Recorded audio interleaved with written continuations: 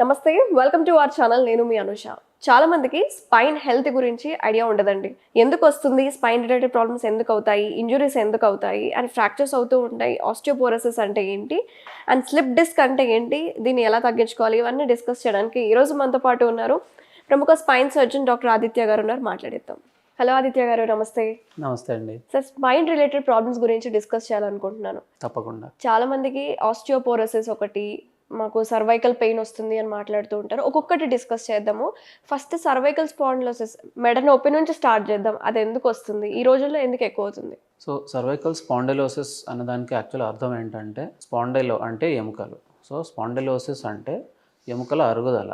So that is the most basic definition అనమాట మనకి. So ఈ బోన్స్ అనేవి ఏజ్ రిలేటెడ్గా యూజువల్గా ఏమవుతుందంటే నెమ్మదిగా అరగడం మొదలవుతాయి. సో బోన్స్కి వాటి మధ్యలో ఉండే డిస్క్లకి ఈ డీజనరేటివ్ చేంజెస్ అంటే అరుగుదల చేంజెస్ ఎప్పుడైతే వస్తాయో అప్పుడు ఏమవుతుందంటే వాటి స్మూత్ మూమెంట్ అనేది తగ్గుతుంది. ఈ స్మూత్ మూమెంట్ తగ్గడం వల్ల మనకి పెయిన్ వస్తుంది అనమాట. సో దాన్నే సర్వైకల్ స్పాండిలోసిస్ అంటాం. దానివల్ల నెక్ పెయిన్ వస్తుంది. ఓకే. సో ఈ రోజుల్లో పెరుగుతుంది అనే దానికి మనకి చాలా కామన్గా తెలిసింది ఏంటంటే టెక్ నెక్ అంటాము. సో ఏమవుతుందంటే ఎక్కువగా ముందరికి బెండ్ అయి ఉండడం. సో మన సాఫ్ట్వేర్ ఇంజనీర్స్ కానీ మొబైల్ అడిక్ట్స్ కానీ వీళ్ళందరూ ఏంటంటే నెక్ బాగా ఎక్కువ బెండ్ చేసుకొని ముందు చేసే పని వల్ల ఏమవుతుందంటే యూజువల్గా ఈ డిస్క్ అనే వాటిలో ప్రెషర్ ఎక్కువ పెరుగుతుంది. ఓకే. సో డిస్క్లో ఎంత ఎక్కువ ప్రెషర్ పెరిగితే అది అంత తొందరగా డీహైడ్రేట్ అయ్యి పాడవుతుంది, అరుగుతుంది. సో దీనివల్ల రీసెంట్ ఇయర్స్లో మనకి ఈ నెక్ పెయిన్ ఇలాంటి సమస్యలు చాలా పెరుగుతున్నాయి, ఈవెన్ యంగ్ ఏజ్లో కూడా. స్కూల్ గోయింగ్ కిడ్స్ కూడా ఎక్కువ అవుతుంది కదండి ఇది? స్కూల్ గోయింగ్ కిడ్స్లో యూజువల్గా బ్యాక్ పెయిన్ ఉంటుందండి, నెక్ పెయిన్ కొంచెం తక్కువ. నెక్ పెయిన్ ఎందుకంటే పిల్లల్లో మనకి రెసిలియంట్ క్యారెక్టర్స్ ఎక్కువ ఉంటాయి. వాళ్ళు ఏంటంటే కొంచెం ఎక్కువ తట్టుకోగలదు బాడీ ఇలాంటి అరుగుదల యొక్క చేంజెస్ని. కానీ వాళ్ళకి ఏంటంటే స్కూల్ బ్యాగ్ బరువు ఎక్కువ ఉండడం వల్ల ఇలాంటి వాటి వల్ల ఏమవుతుంది, వాళ్ళకి ఏంటంటే బ్యాక్ పెయిన్ అనేది, లో బ్యాక్ పెయిన్ కానీ ఇలాంటివి పెరుగుతున్నాయి అన్నమాట. ఓకే. అండ్ వాళ్ళల్లో కూడా ఈ మొబైల్ అడిక్షన్ అనేది ఒకవేళ స్టార్ట్ అయితే ఇప్పుడున్న యంగర్ ఏజ్ కంటే కూడా ఇంకా తక్కువ ఏజ్లో ఈ నెక్ పెయిన్ అనేది స్టార్ట్ అయ్యే అవకాశం ఉంటుంది. Okay. Next coming to spine fractures. Accidents టైంలో స్పైన్ అనేది కొంతమందికి ఫ్రాక్చర్ అవుతూ ఉంటాయి. బట్ వన్స్ స్పైన్ ఫ్రాక్చర్ అవుతే మళ్ళీ మనము నార్మల్ పొజిషన్కి తీసుకురాగలుగుతామా? సో స్పైన్ ఫ్రాక్చర్ అనేది ఏంటంటే అండి, దాంట్లో న్యూరలాజికల్ స్టేటస్ అంటే స్పైన్ మధ్యలో ఉండే నరం, స్పైనల్ కార్డ్ ఎంత డ్యామేజ్ అయింది అనేది ఇంపార్టెంట్. యూజువల్గా ఏమవుతుందంటే కొంచెం లో ఎనర్జీ ఇంజరీస్ అంటాము. అండ్ కొంతమంది లక్కీగా వాళ్ళకి మేజర్ ఫ్రాక్చర్స్ కాకుండా కొద్దిగానే విరిగితే, అండ్ విరిగినప్పుడు ఆ స్పైన్ యొక్క పార్ట్స్ ఎక్కువ వంగిపోయి లేదా ఎక్కువ కదిలిపోయి స్పైనల్ కార్డ్ మీద ప్రెషర్ పెట్టకపోతే నర్వ్స్ అనేవి బాగానే ఉండి కాళ్ళు కానీ మెడ దగ్గర అయితే కనుక చేతులు కాళ్ళు కానీ నార్మల్ మూమెంట్స్ అయితే ఉంటాయి. కానీ కొంతమందికి ఏమవుతుందంటే స్పైనల్ కార్డ్ మీద ఎఫెక్ట్ పడుతుంది. ఆ విరిగిన పీసెస్ ఏవైతున్నా వెళ్ళి స్పైనల్ కార్డ్ మీద గుచ్చుకోవడము అండ్ స్పైనల్ కార్డ్కి తగినంత స్పేస్ లేకపోవడం, దాన్ని ప్రెస్ చేసేస్తే సో అప్పుడు స్పైనల్ కార్డ్ డ్యామేజ్ అయ్యి కాళ్ళల్లో చేతుల్లో మనకి వీక్నెస్ రావచ్చు. ఈ వీక్నెస్ కూడా 100% ఉండవలసిన అవసరం లేదు. దీంట్లో గ్రేడింగ్స్ ఉంటాయి అన్నమాట. సో ఏఐఎస్ ఇంజరీ గ్రేడింగ్ అంటాము. అందులో ఏబిసిడి అని ఉంటాయి. సో ఏ అంటే కంప్లీట్ ఇంజరీ. సో ఎక్కడైతే ఫ్రాక్చర్ అయిందో దాని కింద నుంచి మనుషులకి స్పర్శ తెలియదు, మూమెంట్ ఉండదు, అండ్ యూరిన్ ఇంకా మోషన్ యొక్క సెన్సేషన్ తెలియదు. సో ఇదేంటంటే అన్నిటికంటే ఎక్కువ సివియర్. సో కంప్లీట్ పారాలిసిస్ అనమాట అది. ఇలాంటి వాళ్ళు మళ్ళీ నడిచి నార్మల్గా అవ్వడానికి అవకాశం చాలా తక్కువ. ఎందుకంటే ఇప్పటిదాకా సైంటిస్టులు కానీ డాక్టర్స్ కానీ అంతా చేసిన స్టడీస్ ప్రకారము లెస్ దాన్ 5 to 10% వాళ్ళు ఇంత కంప్లీట్ జీరో నుంచి ఎంతో కొంత పవర్ వాళ్ళ కాళ్ళల్లోకి మళ్ళీ వచ్చి యూరిన్ కంట్రోల్ కానీ ఇవన్నీ మళ్ళీ రావడం అనేది చూశారు. సో ఇలాంటి ఇంజరీ వస్తే అది చాలా కొంచెం కష్టమైన విషయం అనమాట. నెక్స్ట్ బిసిడి అనేవి ఏంటంటే ప్రోగ్రెసివ్లీ తక్కువ సివియర్ ఇంజరీస్.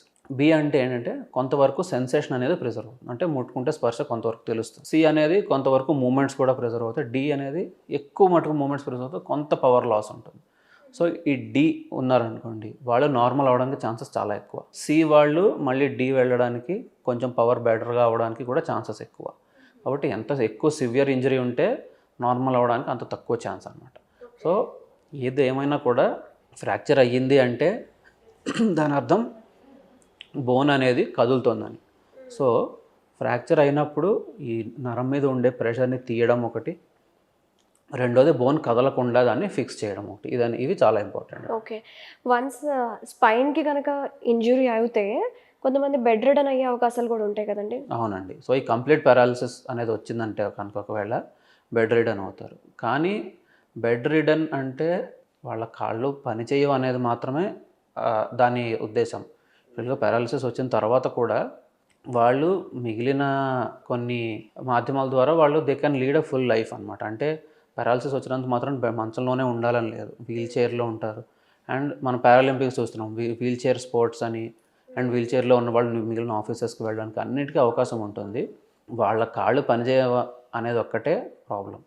కానీ వాళ్ళు గనక ఆలోచించి వాళ్ళు గనక విల్ పవర్‌తో ఉంటే గనక డెఫినెట్‌లీ వాళ్ళు నార్మల్‌గా కూడా పని చేయగలరు. అది. సో, యూజువల్‌గా స్పైన్‌ని స్ట్రాంగ్‌గా ఉంచుకోవాలంటే యోగా కావచ్చు, మెడిటేషన్, ఎక్సర్‌సైజెస్ ఇవన్నీ మీరు చెప్తూ ఉంటారు కదండీ! సో, ఇది కాకుండా ఇవి చేస్తూనే అంటే ప్యారలెల్‌గా ఇవి చేసుకుంటూ డైట్ ఫాలో అయ్యి, అలాగే ఇంజ్యూరీ ఉన్నప్పుడు మెడికేషన్స్ తీసుకుంటే రికవర్ అయ్యే ఛాన్సెస్ ఉంటాయంటారా? డెఫినెట్లీ అండి.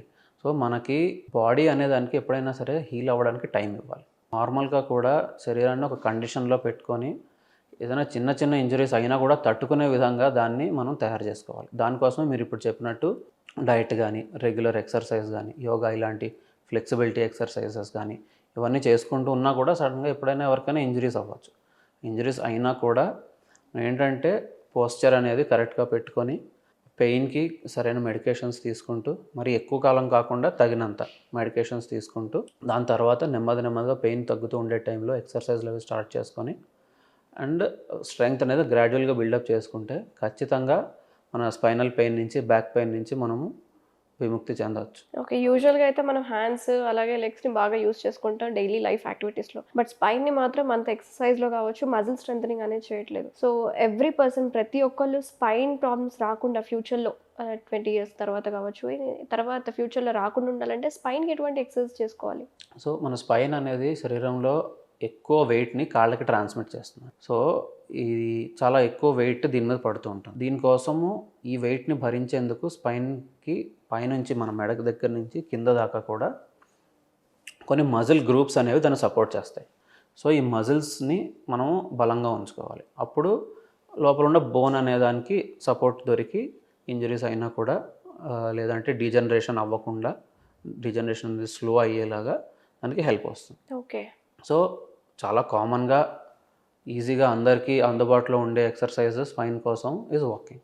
సో, వాక్ అనేది మన యాంటీ గ్రావిటీ మజిల్స్ అంటాం. అంటే మన మనిషి నిటారుగా నిలబడడానికి ఏ మజిల్స్ అయితే ఉపయోగపడతాయో అవన్నీ యాంటీ గ్రావిటీ మజిల్స్. వాటిలో స్పైన్ మజిల్స్ కూడా చాలా ఇంపార్టెంట్. వెనక వైపు ఉండే మజిల్స్. సో, ఈ మజిల్స్ అన్నింటినీ మంచి ఎక్సర్సైజ్ దొరకాలి వాటికంటే వాకింగ్ అనేది ఈజియెస్ట్ మన అందరికీ కూడా.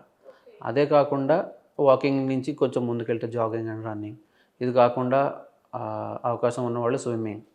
సో, ఇలాంటి స్పోర్ట్స్ అన్నీ కూడా మన బ్యాక్ మజిల్స్‌కి మంచి ఎక్సర్సైజ్. సో, దీంతో పాటు పోస్చర్ కేర్ అనేది ఎప్పుడైనా సరే కూడా మనం కంటిన్యూస్‌గా తీసుకుంటూ ఉండాలి. హుహు. సో, ఈ పోస్చర్ కేర్ అనేది రెగ్యులర్‌గా తీసుకొని మన స్పైన్ యొక్క డిస్క్‌ల మీద ఎక్సెస్ ప్రెషర్ పడకుండా మనం ఎప్పుడైతే చూసుకుంటామో, ఇలాంటప్పుడు మన బ్యాక్ డీజనరేషన్ అనేది స్లో అవుతుంది. ఓకే. వాట్ అబౌట్ షయాటికా అండి? షయాటికా ఎందుకొస్తుంది? ఎలా తగ్గించుకోవాలి?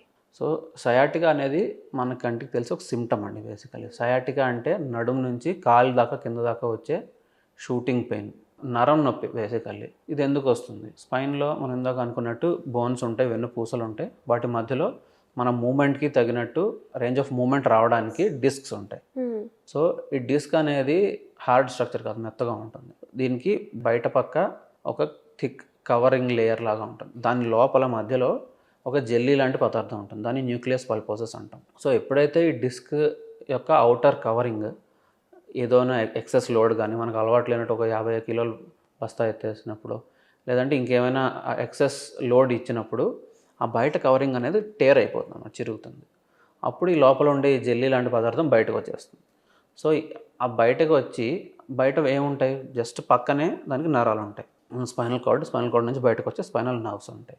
సో, ఈ నరాల మీద ఈ జెల్లీ అనే పదార్థం వెళ్ళి దాని మీద ప్రెషర్ ఇస్తుంది. సో, అప్పుడు ఏ నరం మీద అయితే ఈ జెల్లీ ఉందో ఆ నరం ఎక్కడి దాకా సప్లై చేస్తుందో మొత్తం అంతా కూడా మనకు నొప్పి వస్తుంది. దాన్నే సయాటికా అంటాం అన్నమాట. ఓకే. ఓకే. సో, ఈ సయాటికా ఎలా తగ్గించుకోవాలి? యూజువల్గా డిస్క్ ప్రాబ్లమ్స్ అనేవి అరౌండ్ 80% వాటికి అవే తగ్గుతాయండి. కొంచెం రెస్ట్, కొన్ని రోజులు టెంపరరీ రెస్ట్, దాంతోపాటు కొన్ని పెయిన్ మెడికేషన్స్, వీటితోటి అది సెట్ అయిపోతుంది అనమాట. సో నరం మీద ఉన్న ప్రెషర్ తగ్గిపోయి బయటకు వచ్చిన డిస్క్ అనేది శరీరంలోనే అబ్జర్వ్ అయిపోతుంది. సో యూజువల్గా 80% ఇందాక అనుకున్నట్టు ఈ కన్జర్వేటివ్ మేనేజ్మెంట్, జస్ట్ మందులు, మెడికేషన్, కొంతవరకు ఫిజియోథెరపీ, వీటితోటి తగ్గిపోతుంది. Okay, okay. సో కొంతమంది సర్జరీ కూడా చేస్తూ ఉంటారు కదండి, ఏ స్టేజ్ అదొక గ్రేడ్ ఉంటుందా? అవునండి. సో సర్జరీకి కొన్ని ఇండికేషన్స్ ఉంటాయండి. మనం కన్జర్వేటివ్ మేనేజ్మెంట్ అంటే మందులు, రెస్ట్, ఫిజియోథెరపీ, వీటితో 6 వారాల పాటు ఇలా చేసినా కూడా నొప్పి తగ్గలేదు అనుకోండి, దాంతోపాటుగా ఈవెన్ 6 వారాల దాకా వెయిట్ చేయని అవసరం లేదు. ఎప్పుడంటే ఈ నరాలు ఏవైతే మసిల్స్కి సప్లై చేస్తున్నాయో ఆ కండరాలు వీక్ అయితే కనుక, అంటే చాలా ఎక్కువ ప్రెషర్ ఉన్నట్టు అర్థం, నర్వ్ అనేది పని సరిగా చేయట్లేదు. సో అలాంటప్పుడు ఇంకొకటి ఏంటంటే కొన్నిసార్లు మ్యాసివ్ డిస్క్ ప్రొలాప్స్ అంటాం. లోపల ఉండే జెల్లీ మొత్తం అంతా బయటకు వచ్చేసి లెఫ్ట్ సైడ్, రైట్ సైడ్, సెంటర్లో మొత్తం ఉన్న అన్ని నర్వ్స్ని మొత్తం అన్నిటిని ప్రెషర్లో పెట్టేస్తే కనుక అప్పుడు కళ్ళలో వీక్నెస్తో పాటు యూరిన్ అండ్ మోషన్ కంట్రోల్ కూడా పోతుంది అనమాట. దాన్నే కౌడా ఈక్వైనా సిండ్రోమ్ అంటాం. సో ఇలాంటప్పుడు ఎమర్జెన్సీ. కౌడా ఈక్వైనా సిండ్రోమ్. అవునండి. ఇలాంటప్పుడు కూడా సర్జరీ అనేది ఖచ్చితంగా చేయించుకోవాలి. సో పవర్ లాస్ అయినప్పుడు 6 వారాల పాటు కన్జర్వేటివ్ మేనేజ్మెంట్ చేసినా నొప్పి అనేది తగ్గకుండా మనిషి యొక్క డైలీ యాక్టివిటీస్లో ఎఫెక్ట్ ఇస్తున్నప్పుడు అప్పుడు ఏంటంటే సర్జరీ చేస్తే వాళ్ళకి మంచి రిలీఫ్ ఉంటుంది. ఓకే. స్కోలియోసిస్ అంటే ఏంటి అసలు, ఎందుకు వస్తుంది ఇది? స్కోలియోసిస్ అనే పదానికి అర్థం వంకరగా ఉన్న స్పైన్ అని. సో మనం నార్మల్గా ఫ్రంట్ నుంచి చూస్తే మన స్పైన్ అనేది ఒక స్ట్రైట్, ఒక స్తంభంలాగా కనిపిస్తుంది. కానీ అలా ఉండదు కదా. ఫ్రంట్ నుంచి చూస్తే స్ట్రైట్గా ఉంటుంది, సైడ్ నుంచి చూస్తే స్పైన్లో నార్మల్గా 4 న్యాచురల్ కర్వ్స్ ఉంటాయి. సో మనం ఫ్రంట్ నుంచి చూసినప్పుడు కూడా స్పైన్ అనేది వంకరగా ఉంటే దాన్ని స్కోలియోసిస్ అంటాం. సో స్పైన్ అనేది పాములాగా మెలికలు తిరుగుతుంది. ఇందులో 2 కాంపనెంట్స్ ఉంటాయండి. ఒకటి ఏంటంటే సైడ్ బెండింగ్, ఇంకొకటి రొటేషన్. వెన్ను పూసలు ఒకదాని మీద ఒకటి ఉన్నప్పుడు అవి కూడా రొటేట్ అయితే కనుక ఈ రొటేషన్స్ అనే వాటితోటి స్కోలియోసిస్ అనేది వస్తుంది అన్నమాట. ఓకే. అంటే ఇది ఎందుకు వస్తుంది? ఏదైనా ఇంజురీ అవ్వడం వల్ల వస్తుందా, లేకపోతే బై బర్త్ అలా ఉంటుందా? స్కోలియోసిస్కి చాలా కారణాలు ఉన్నాయండి. కొన్ని కంజెనిటల్ స్కోలియోసిస్ అంటాం, అంటే చెప్పినట్టు బై బర్త్.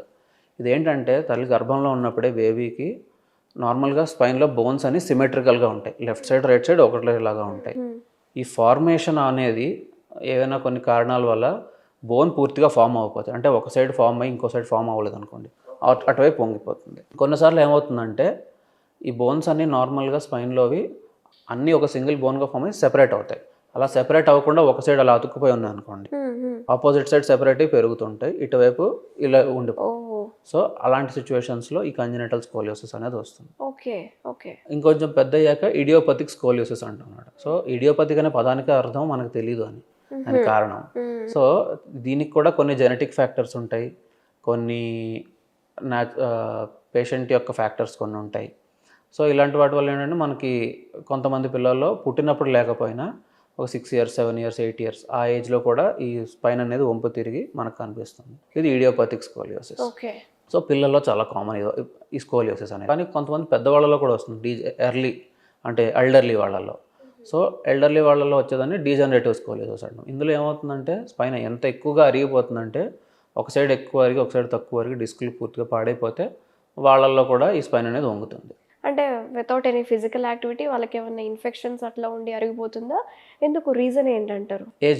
ఏజ్ రిలేటెడ్ అంతే, డీజనరేషన్. సో ఇన్ని రకాల కారణాలు ఉంటాయండి స్కోలియోసిస్కి. ఓకే. మరి ఎలా ఉంటుందండి స్కోలియోసిస్కి ట్రీట్మెంట్? సో స్కోలియోసిస్ని సివియారిటీని బట్టి ట్రీట్మెంట్ అండి. యూజువల్గా చిన్న పిల్లల్లో ఈ కంజెనిటల్ స్కోలియోసిస్ అంటే పుట్టుకతోనే వచ్చిన దాంట్లో ఎక్కువ మంది పిల్లలకి అది తొందరగా ఖచ్చితంగా ప్రోగ్రెస్ అయ్యి మన స్పైన్ అంటే అది ఒక్కటే సెపరేట్గా లేదు, మన స్పైన్కి అతుక్కుని మన రిబ్ కేజ్ అంటే మన ఈ పక్కటెముకలు ఉన్నాయి, ఈ పక్కటెముకల లోపల ఏమున్నాయి మనందరికీ తెలుసు, లంగ్స్ అండ్ హార్ట్. స్పైన్ ఎప్పుడైతే రొటేట్ అయిపోయి దాని షేప్ మారిపోతుందో దాంతోపాటు మన రిబ్ కేజ్ షేప్ కూడా మార్చేస్తుంది.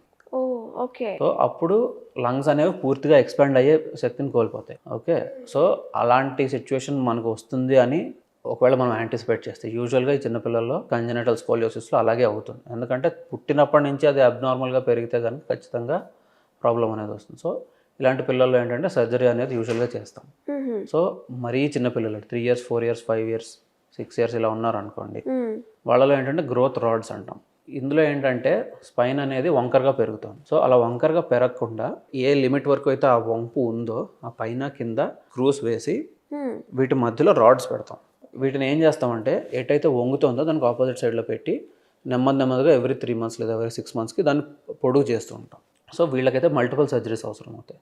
అలా లెంగ్త్ చేస్తూ ఇంకా జీవితాంతం వాళ్ళకి సర్జరీ ఆప్షన్స్ ఉంటాయేమో కదండి. కాదు, ఆ వయసులో వాళ్ళు స్కెలిటల్ మెచ్యూరిటీ అంటే బోన్ మన శరీరం ఇంకా పెరగడం ఒక వయసులో ఆగిపోతుంది. సో అప్పటిదాకా వాళ్ళకి సర్జరీస్ ఉంటాయి. ఓకే. సో అలా రాడ్స్ వేసి ఎక్స్పాండ్ చేస్తూ ఉంటాం. ఆ బెండ్ అనేది అవ్వకుండా దానికి ఆపోజిట్ సైడ్లో మనం స్ట్రైట్ చేస్తూ వెళ్తాం. కొంతమంది పిల్లలకి ఇడియోపతిక్ స్కోలిసిస్ అనుకున్నాం కదా, వాళ్ళు ఏంటంటే స్కెలిటల్ మెచ్యూరిటీ అంటే పూర్తి హైట్ రీచ్ అవ్వడానికి దగ్గరలో ఉన్నారు అనుకున్నాం, వాళ్ళకి ఫ్యూజన్ సర్జరీ అంటాం. అంటే ఓపెన్ చేసి పైనుంచి మొత్తం కింద దాకా స్క్రూస్ ఉంటాయి. స్క్రూస్ వేసి ఎంతవరకు కుదిరితే అంతవరకు దాన్ని ఆ బెండ్ని కరెక్ట్ చేస్తాం. 100% కరెక్షన్ అనేది యూజువల్గా చెయ్యము. సో 100% కరెక్ట్ చేస్తే ఏమవుతుందంటే కొంతమందికి లోపల ఉండే స్పైనల్ కార్డ్ మీద ప్రెషర్ ఎక్కువ, అది సాగి కాళ్ళు పారాలసిస్ వచ్చే అవకాశం ఉంది. కాబట్టి 100% ఎప్పుడూ చెయ్యము. సో దానికోసం కూడా మనకు సర్జరీలో న్యూరో మానిటరింగ్ అని ఇలాంటి కొన్ని ఎక్విప్మెంట్ ఉంటాయి. నర్వ్స్ బాగానే ఉన్నాయా సర్జరీ చేస్తున్నప్పుడు, ఎఫెక్ట్ అవుతున్నాయని తెలుసుకోవడానికి. సో ఈ కరెక్షన్ కుదిరినంత వరకు చేసి దాన్ని ఇంకా మళ్ళీ ఫ్యూచర్లో బెండ్ అవ్వకుండా బోన్ గ్రాఫ్ట్ అంటాం. సో ఆ పక్క నుంచి కొంచెం బోన్ తీసేసి మొత్తం వెనకాలంతా అతుక్కుపోయేలాగా ఫిక్స్ చేస్తాం. సో అది ఇంకా ఫ్యూజన్ సర్జరీ అంటాం. అతుక్కోవడానికి ఫ్యూజన్ అంటాం కదా. So adult age group like 24 ఆ టైంలో చేస్తారా ఇది? అంటే అంత లేట్గా కూడా చేయము. అంత లేట్గా వస్తే పేషెంట్స్ అప్పుడు కూడా చేస్తాము. ఓకే, 18-19 ఆ రేంజ్లో, 15-16 ఆ ఏజ్లో కూడా చేస్తాము కామన్గా.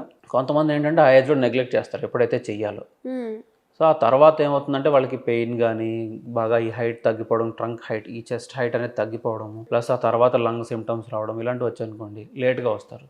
చిన్న వయసులో వాళ్ళు నెగ్లెక్ట్ చేసేసి కొంచెం పెద్ద ఇలా 20-25 ఆ ఏజ్లో వచ్చినప్పుడు అప్పుడు కూడా మనకి ఇదే ఆప్షన్, డైరెక్ట్గా ఫ్యూజన్ సర్జరీ అంటాం. కొంతమంది చూస్తే చాలా హైట్ ఉంటారు, అప్పర్ బాడీ పోర్షన్ అంతా చాలా చిన్నగా ఉంటుంది అండ్ లోవర్ బాడీ పొడుగ్గా, కాలు పొడుగ్గా ఉంటాయి, అది ప్రాపర్ గా ఉండదు అనమాట వాళ్ళ ప్రపోర్షన్స్ అనేది సరిగ్గా ఉండదు. అదేంటి ఆ కండిషన్ ఏంటి? అది స్పైన్ హైట్ నార్మల్ గా లేకపోవడం వల్లనే. సో స్పైన్ హైట్ అనేది ఎప్పుడైతే సరిగ్గా ఉండదో ఇలా స్కోలియోసిస్ కానీ ఇలాంటి వాటి వల్ల అప్పుడు కాళ్ళు చేతులు నార్మల్గా పెరుగుతాయి.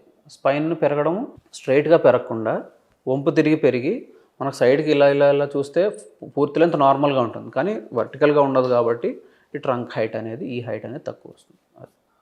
ఓకే. ఇన్సిడెన్స్ రేట్ ఎంత ఉంటుందండి మన ఇండియాలో స్కోలియోసిస్? అంటే చాలా డిఫరెంట్ కండిషన్ కదా ఇది. అవునండి, ఇన్సిడెంట్ రేట్ అనేది మనకి యూజువల్గా రిపోర్టింగ్ అనేది చాలా తక్కువ మన దగ్గర, ఎందుకంటే ఈ నెగ్లెక్టెడ్ చెప్పాం కదా. సో ఇన్సిడెంట్ రేట్ యూజువల్గా పిల్లల్లో లెస్ దాన్ 5% ఉంటుంది, చాలా తక్కువ ఉంటుంది. ఓకే, రేర్ కండిషన్, చాలా రేర్ కండిషన్, కానీ వచ్చినప్పుడు మాత్రం డెఫినెట్లీ ట్రీట్ చేయాల్సిన కండిషన్. ఓకే, స్పైన్లో ఇంకెటువంటి రేర్ కండిషన్స్ ఉన్నాయి? ట్యూమర్స్ అండి. సో స్పైన్ ట్యూమర్స్ కొంతవరకు రేర్, అంటే స్పైన్ లోనే వచ్చే ట్యూమర్స్. నార్మల్గా ఏమవుతుందంటే బాడీలో వేరే చోట ఎక్కడైనా క్యాన్సర్స్ వచ్చాయనుకోండి, ఆ క్యాన్సర్స్ స్ప్రెడ్ అవుతాయి శరీరంలో కొంచెం అగ్రెసివ్గా ఉంటాయి కనుక. అలా స్ప్రెడ్ అవ్వడంలో బోన్కి చాలా కామన్, బోన్లో కూడా స్పైన్కే కామన్, ఎందుకంటే స్పైన్ మంచి ఎక్కువ బ్లడ్ సప్లై ఉంటుంది అనమాట. సో ఇది కొంతవరకు కామనే క్యాన్సర్ ఉన్న పేషెంట్స్లో. అలా కాకుండా స్పైన్లోనే పుట్టే ట్యూమర్స్ అనేవి అది చాలా రేర్ అండి. ఓకే, బై డిఫాల్ట్ స్పైన్లోనే ట్యూమర్స్ ఫామ్ అవుతాయి, క్యాన్సరస్ ట్యూమర్సే ఉంటాయండి. ఓకే, అలాంటివి ఫామ్ అవ్వడం రేర్ కండిషన్, వెరీ రేర్ అండి. మీ ఎక్స్పీరియన్స్లో ఏమైనా చూసారా అండి? డెఫినెట్లీ అండి. కొన్ని రకాల ట్యూమర్స్ ఉంటాయి, దాన్ని మనము ఆస్టియోసార్కోమాస్ అంటాము, ఇవింగ్స్ సార్కోమా అంటాం. అవి ఏంటంటే ఎనీ బోన్లో అవి ఫామ్ అవ్వచ్చు, ఏ బోన్లో, యూజువల్గా థైస్, ఈ ఫీమర్ తొడ ఎముకలో ఫామ్ అవుతాయి. కానీ అలాంటిది ఒక ఇవింగ్ సార్కోమా అనేది స్పైన్లో L4 అనే వారి బాడీలో ఒకసారి ఫామ్ అయినట్టు అది చూసాం అనమాట. అది ఏంటంటే చాలా మేజర్ ప్రాబ్లం అది, పెద్ద ట్యూమర్ అయ్యి స్పైనల్ కార్డ్ మీద ప్రెషర్. అప్పుడు ఏం చేస్తారు? ఆ ట్యూమర్ని ఎలా తీస్తారు? అది సైజ్ని బట్టి, పేషెంట్ యొక్క కండిషన్ని బట్టి ఉంటాయండి. సో ఇనీషియల్గా పేషెంట్కి నర్వ్స్ మీద ప్రెషర్ అది ఎక్కువ లేదు అంటే కనుక మనం ఫస్ట్ బయాప్సీ అనేది చేయాలి. అసలు అది ఎలాంటి ట్యూమర్, అది ఎలాంటి క్యాన్సర్ మెడికేషన్స్కి అది లొంగుతుంది, అండ్ రేడియేషన్ థెరపీ దానికి ఇవ్వచ్చా లేదా, ఇవన్నీ చూస్తాం. సో బయాప్సీని బట్టి మనం ట్రీట్మెంట్ మెథడ్స్ అనేవి వాడతాం. కొన్ని ఏంటంటే రేడియో రెసిస్టెంట్ ట్యూమర్స్ ఉంటాయి, అంటే రేడియేషన్ థెరపీ ఇచ్చినా కూడా దానికి పెద్ద పని చేయదు. స్పైన్లో ప్రాబ్లం ఏంటంటే పక్కనే స్పైనల్ కార్డ్ నరాలు ఉంటాయి. సో నర్వ్స్ అనేవి చాలా రేడియో సెన్సిటివ్గా ఉంటాయి, ఎక్కువ రేడియేషన్ డోస్ ఇస్తే అవి తట్టుకోలేవు, అవి డ్యామేజ్ అయిపోతాయి. ఓకే, సో ఇలాంటి వాటికి ఏంటంటే సర్జరీయే మనకి మెయిన్ స్టే అనమాట. All right. ఇంకోటంటే డిస్క్ ప్రాబ్లమ్స్. చాలామందికి డీజనరేటెడ్ డిస్క్ ప్రాబ్లము. కూర్చున్నా సరే నొప్పి భరించలేరు. పడుకున్నా సరే నొప్పి భరించలేరు. ఇటువంటి వాళ్ళకి రెమెడీస్ కూడా ఫాలో అవుతూ ఉంటారండి. అవునండి. సో, వీళ్ళకి ట్రీట్మెంట్ ఆప్షన్స్ ఎలా ఉన్నాయి? ఏం చేస్తే తగ్గుతుంది? సో బ్యాక్ పెయిన్ అనేది డిస్క్ వల్ల మాత్రమే కాదండి. మనకు చాలా ఉంటాయి. పెయిన్ జనరేటర్ అంటే పెయిన్ ఏ స్ట్రక్చర్లో పుడుతుంది అనేది తెలుసుకోవడం ఇంపార్టెంట్. ఓకే. సో మన స్పైన్లో మజిల్స్ కండరాలు ఉంటాయి, బోన్స్ ఉంటాయి, డిస్క్ ఉంది, దాంతోపాటు ఫెసెట్ జాయింట్స్ అనే చిన్న జాయింట్స్ ఉంటాయి. ఓకే. సో వీటన్నిటిలో నుంచి ఎక్కడైనా కూడా మన స్పైన్ పెయిన్ అనేది జనరేట్ అవ్వచ్చు. సో ఏజ్ పెరిగే కొద్దీ ఈ ఫెసెట్ జాయింట్స్ అనే చిన్న జాయింట్స్ మన మోకాళ్ళు అరిగినట్టు అవి కూడా అరుగుతాయి. సో అవి అరిగినప్పుడు ఏమవుతుంది? పెయిన్ వస్తుంది. పెయిన్ వస్తుంది. సో చాలామంది ఏంటంటే డిస్క్ వల్ల పెయిన్ ఉంది అనుకుంటారు, కానీ ఈ ఏజ్ ఎల్డర్లీ అంటే 45-50 దాటిన తర్వాత వాళ్ళలో ఏంటంటే ఈ ఫెసెట్ జాయింట్ అరగడం వల్ల వచ్చే బ్యాక్ పెయిన్ అనేది చాలా కామన్ అండి. సో, అది ఎక్కువగా లోవర్ బ్యాక్ పెయిన్ చూస్తామండి. Upper back pain. Upper back చాలా రేర్ అండి, లోవర్ బ్యాక్ చాలా కామన్. ఎందుకంటే అప్పర్ బ్యాక్ అనేది మన మొబైల్ స్పైన్ కాదు. రిబ్ కేజ్ ఉండడం వల్ల ఆ బోన్స్ ఎక్కువ కదలవు. మన మెడ అండ్ ఈ కింద లంబార్ స్పైన్ ఈ రెండిట్లోనే మనకి స్పాండిలోసిస్ వస్తుంది. ఈ రెండిట్లోనే మనకి ఫెసెట్ జాయింట్ పెయిన్ అనేది వస్తుంది. ఎందుకంటే ఇవే ఎక్కువ కదులుతాయి, మూమెంట్ ఉంటుంది. ఎంత కదిలితే అంత అరుగుతాయి అలాగనమాట. ఓకే. సో, L4, L5 ఈ reasons, L reasons lumbar pain అనేది ఎందుకు వస్తుంది? సో ఇప్పుడే మనం చెప్పుకున్న కారణాలన్నీ అండి. మెయిన్లీ ఫెసెట్ జాయింట్ అరుగుదల, డిస్క్ పాడైపోతే డిస్క్ ప్రాబ్లం, అండ్ ఈ మజిల్ పెయిన్స్. క్రానిక్గా పెయిన్ ఉందనుకోండి, ఇప్పుడు క్రానిక్గా పోస్చర్ సరిగ్గా లేదనుకో, అప్పుడు ఏమవుతుందంటే మజిల్స్ అనేవి టెన్స్గా టైట్గా అయిపోతాయి. మజిల్ని ఉన్న ఈ తప్పు పోస్చర్లో మనిషిని సపోర్ట్ చేయడం కోసం. సో ఇదేంటంటే క్రానిక్గా ఉండే పెయిన్స్ అన్నీ కూడా ఈ మజిల్, ఫెసెట్ జాయింట్, డిస్క్ వీటి వల్ల వస్తుంది అనమాట. దాంట్లో స్లిప్ డిస్క్ కూడా ఇన్వాల్వ్ అవుతుంది కదా? స్లిప్ డిస్క్ కూడా కొన్నిసార్లు ఇన్వాల్వ్ అవుతుంది. అప్పుడు ఏంటంటే బ్యాక్ పెయిన్తో పాటుగా కాళ్ళు నొప్పులు కూడా వస్తాయి, లెగ్ పెయిన్ వస్తుంది. సో, స్లిప్ డిస్క్ అయిన వాళ్ళకి ఓన్లీ సర్జరీ ఆప్షన్స్ ఉంటాయా అండి? లైక్ ఎలా తగ్గించుకోవాలి? సో స్లిప్ డిస్క్ అనేది సర్జరీ ఒక్కటే ఆప్షన్ కాదండి. మనం అనుకున్నట్టు 80% of the slip discs surgery అనేది ఏం లేకుండానే నయం అవుతాయి, పెయిన్ తగ్గుతుంది. మనం ఒకటి గుర్తుపెట్టుకోవాల్సింది ఏంటంటే స్లిప్ డిస్క్ అనేది ఒకసారి డిస్క్ పాడే బయటకు వస్తే డిస్క్ మామూలుగా ఎప్పటికీ అవ్వదు, కానీ దానివల్ల సిమ్టమ్స్ తగ్గిపోతాయి. అంటే మన బాడీ ఏదో విధంగా ఆ సిమ్టమ్స్ని తగ్గించేందుకు దానికి అదే ట్రై చేస్తాం. అలా చేసినా కూడా సిమ్టమ్స్ పర్సిస్ట్ అవుతున్నాయంటే అప్పుడు మనం ఏదో ఒకటి చేస్తాం. సో దానికి ఏంటంటే స్లిప్ డిస్క్కి ఏజ్ని బట్టి యూజువల్గా యంగ్ ఏజ్లో స్లిప్ డిస్క్ అంటాము. ఏజ్ గ్రూప్ ఏ టైంలో వస్తుందండి? యూజువల్లీ 20s to 30sలో ఈ స్లిప్ డిస్క్స్ అనేవి వస్తాయండి. అంటే ఈ ఏజ్లోనే డిస్క్ లోపల అంటే ఆ జెల్లీ మెటీరియల్ ఉంటుంది. ఇంకా ఇప్పుడు 50 ఏళ్ళు దాటే అనుకోండి, అప్పటికే మొత్తం డిహైడ్రేట్ అయిపోయి జెల్లీ మెటీరియల్ అనేది ఉండదు అసలు, దానికి అదే అరిగిపోయి ఉంటుంది. సో అలాంటప్పుడు స్లిప్ డిస్క్ అనం మనం. అప్పుడు డీజనరేటెడ్ డిసీజ్ వచ్చి అప్పుడు డిస్క్ హైట్ తగ్గిపోవడం వల్ల నరాల మీద ప్రెషర్ వస్తుంది. అలాంటప్పుడు యూజువల్గా సర్జరీ ఆప్షన్ ఉంటుంది. కానీ యంగ్ పేషెంట్స్లో స్లిప్ డిస్క్ వచ్చినప్పుడు మనకి ఏంటంటే సర్జరీ ఒకటే కాకుండా మనకి పెయిన్ మేనేజ్మెంట్ కొన్ని మెథడ్స్ ఉంటాయండి. సో అంటే ఎపిడ్యూరల్ ఇంజెక్షన్స్ అంటాం. సో ఏ నరం అయితే ఎఫెక్ట్ అవుతుందో మనకి ఎంఆర్ఐ స్కాన్లో తెలిసిపోతుంది. సో అప్పుడు ఆ నర్వ్ దగ్గరికి వెళ్ళి ఒక చిన్న మైక్రో డోస్ ఆఫ్ స్టీరాయిడ్ ఇస్తాము. దాంతోపాటుగా ఒక లోకల్ అనెస్థెటిక్ అనే మెడిసిన్ ఉంటుంది, ఇస్తాం. స్టీరాయిడ్ అనేది మన శరీరంలో ఏం చేస్తుందంటే ఇన్ఫ్లమేషన్ అనేదాన్ని తగ్గిస్తుంది అన్నమాట. సో ఆ నర్వ్ ఎక్కడైతే ఇన్ఫ్లేమ్డ్గా ఉండి వాచిపోయి ఉంటుందో ఆ వాపు అనేదాన్ని తగ్గితే, అది సివియర్ ఉన్నప్పుడే ఇస్తారు సివియర్గా ఉన్నప్పుడు. మనకి ఈ కన్జర్వేటివ్ మెథడ్స్తో మందులు, ఫిజియోథెరపీ, రెస్ట్ తగ్గకపోతే అప్పుడు ఇస్తాం. దాంతో కూడా తగ్గలేదంటే కనుక దెన్ సర్జరీకి వెళ్ళాల్సి వస్తుంది. మోస్ట్లీ ఎపిడ్యూరల్ ఇంజెక్షన్స్తో తగ్గిపోతుంది అంటారా అయితే? చాలా వరకు తగ్గుతుంది. ఓకే. దానివల్ల సైడ్ ఎఫెక్ట్స్ వస్తాయండి మరి? బికాస్ వీఆర్ యూజింగ్ స్టెరాయిడ్స్ కదా. మనం ఇచ్చే అంత చిన్న డోస్ స్టెరాయిడ్స్ తోటి అసలు ఏం అవ్వదండి. ఓకే.